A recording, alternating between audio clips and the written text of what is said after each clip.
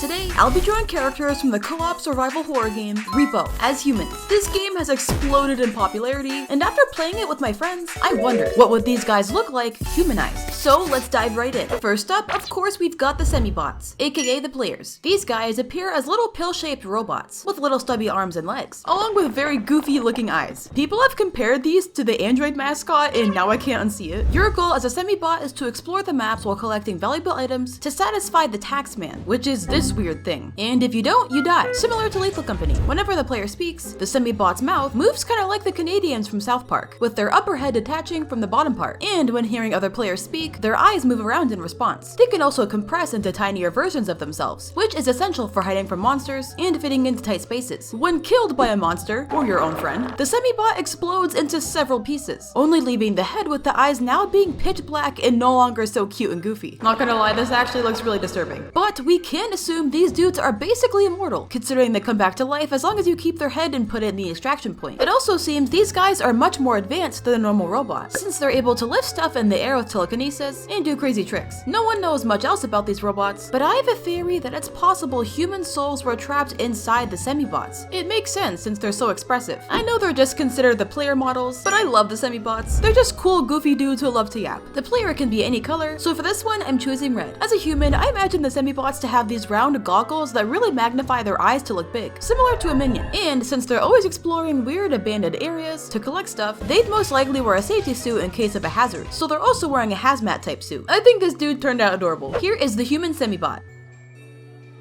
Next up, we've got the Apex Predator, aka the duck. If you find this guy on your map, congrats. You are now its parent and this duck will not leave you alone. This little dude is pretty unique from every other monster in Repo, as it appears as a cute baby duckling that doesn't really look like it would hurt anyone. Well, besides those eyes. Those are just creepy as hell. When the duckling spots a player, it'll follow you around like you're its mom. But don't be fooled. If you accidentally hurt or so much as poke this duck, it will transform into its angry state, with a terrifyingly large mouth and massive fangs, chasing you and trying to eat you. Hiding from this monster is nearly impossible as it can fly around, reaching high areas, and go under furniture like tables and cabinets. So your best shot is to attempt to kill it or run away until it calms down after 10 seconds. Either way, not hitting the duck while you're pushing the cart or carrying an item is pretty difficult and you need to be extra careful. Not only does it follow you, but it purposely follows your mouse cursor, always making sure it's in your direct line of sight. It's like it wants you to click it. But you can get the duck off of you. You can do this by ragdolling for long enough, eventually making the duck lose interest. But don't be surprised if it immediately goes on to someone else. Or if you just want to get rid of the duck altogether, you can flush it down the toilet or even lure it to the extraction point and crush it. And if you're feeling extra evil, you can lure it into a cauldron where it'll shoot up to the ceiling and the duck will fall on the ground, allowing you to slam it repeatedly. Wow, all of these sound really messed up when you're talking about a baby duck. Anyways, he looks cute, but don't let bro fool you. If you poke him, he's gonna nom nom nom nom nom. But honestly, in my opinion, the best thing to do is to crush him under the extraction point since his orb is worth 3k. Now let's talk about the human design. Just like the duck itself, I wanted to make this character look cute while still having a sinister vibe. For me, the duck's most defining feature is those big black eyes, so I drew a little kid staring into your soul. They're also wearing a cute little knit duck hat, along with overalls and a yellow shirt. This kid is a wolf in sheep's clothing, or duck's clothing. Here is the human Apex Predator.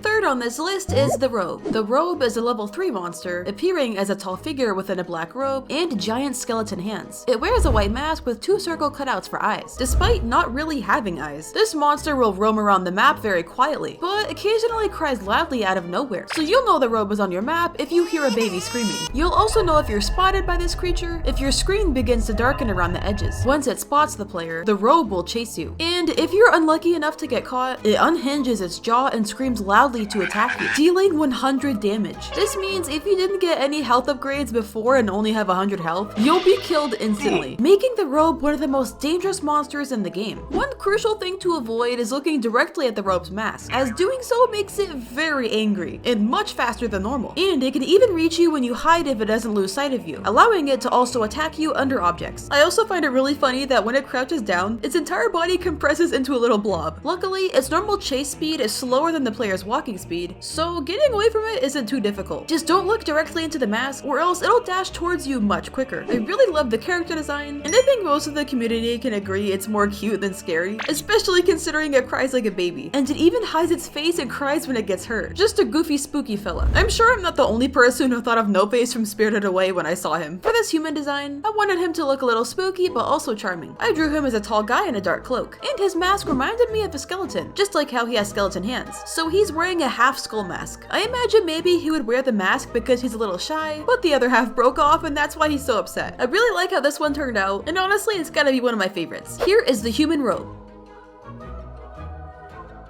Next up, we've got the Reaper. This entity resembles a very funky looking scarecrow with a face full of clown makeup and crooked teeth. She appears to also be balding and wearing a pink and yellow dress. Her most defining feature are her arms, which are long sharp blades. The Reaper slowly patrols the map until she finds her next victim. When you're spotted by her, she will begin rapidly swinging her blade arms and rush towards you, slicing you repeatedly if she catches you. This monster is considered one of the most dangerous, as even though she only does 10 damage per hit, she will continue to hit you several times, and the damage can stack up pretty quickly. This repetitive attack also just makes it really difficult to get away from her altogether, and her relentless pursuit of you once she sees you is what makes her so annoying compared to other monsters in the game. When you run and hide from her, it's important to break line of sight, as if she sees you hide, she will crouch down and continue to attack you even if you're hiding under something. This could also be super dangerous if you hide in a small space where there's only one exit, as she'll basically trap you in there and continue hitting you, and there's not much you can do about it, so definitely avoid that. It can be really hard to get her off you. So aside from avoiding her, killing her isn't a bad option, as long as you hit her from behind. If you plan on attacking her with an object and she sees you, she will literally knock it away and you're basically screwed. So if you have an expensive item you're taking back to the cart, do your best to avoid her or you can kiss that item goodbye. While many monsters roam silently, luckily the Reaper does have a walking noise, so you'll usually be able to tell when she's nearby. I always get super scared when I see this monster in particular because it's so scary when she charges at you. That being said, I think the character design is really cool. Being a scarecrow, the Reaper already somewhat resembles a human, so drawing her as one was pretty easy. I drew a woman with a ripped and tattered dress, along with her wearing really messed up makeup. Makeup's kind of hard to do when you have swords for hands. She has blades strapped to her forearms, and she also gave herself an interesting haircut. Probably used the blades for that too. Here is the human Reaper.